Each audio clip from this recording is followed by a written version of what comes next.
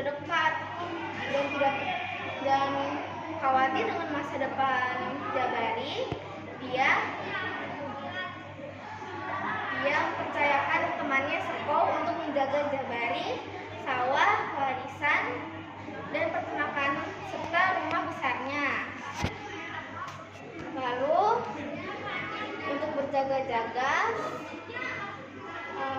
Skofi itu membuat surat wasiat yang dimasukkan ke dalam kantong lalu diikat di lehernya Jabari. Seiring waktu, hari itu Skofi meninggal dunia. Seko menepati janjinya untuk menjaga semua warisannya. Karena dia mendapatkan uang yang berkali-kali lipat, dia jadi serakah dan sombong. Seko berkata, "Aku sudah mengurus semuanya, untuk apa aku memberikannya kepada Jabari?" Dan akhirnya Jabari dan ibunya diusir dari rumah besar itu. Sementara Seko dan istrinya tinggal di rumah besar itu dengan senang. Jabari dan ibunya tinggal di gubuk kecil di tepi desa. Seiring berjalannya waktu, Jabari tumbuh besar.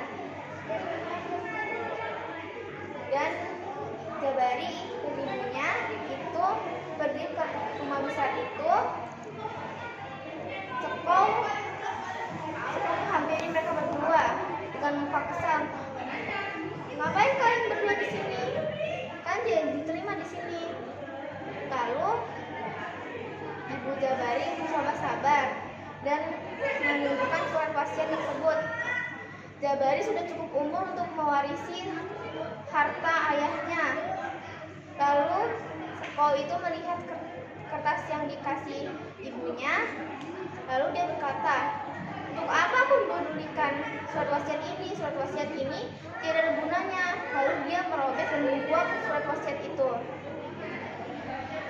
Jabari dan ibunya cukup kesal dan pergi dari rumah besar itu dan pergi ke rumah kepala suku Baku.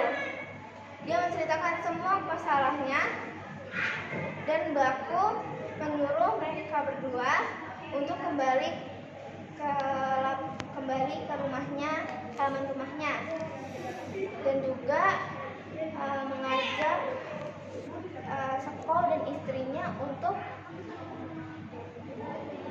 pergi juga ke rumahnya. Lalu keesokan harinya, Baku itu membawa peti kayu panjang dan menyuruh Seko dan istrinya untuk menggotong serta Jabari dan ibunya. Jabari dan ibunya menggotong duluan. Lalu ibunya Jabari itu kelelahan dan berkata, "Kalau saja surat wasiat itu tidak dirusak olehnya, kita pasti tidak akan melakukan seperti ini." Lalu saat itu giliran Seko dan istrinya. Istrinya bilang, "Kalau saja kamu nggak serakah, kita pasti nggak bakal melakukan ini. Ini melelahkan sekali." Seko menjawab, "Diam kamu. Semua bukti sudah kuhancurkan. Kita tidak mungkin, Jabari tidak mungkin mengambil warisannya." Lalu setelah itu, Baku membuka peti itu yang berisi ada sebuah tabib. Tabib itu mendengar semua perkataan sekolahnya dan akhirnya dari punya memiliki warisan ayahnya kembali. Cerpen ini berjudul Warisan Jabari. Oke. Dari majalah Bobo. Tahun berapa? Tahun 2006. Pesannya apa, Debbie?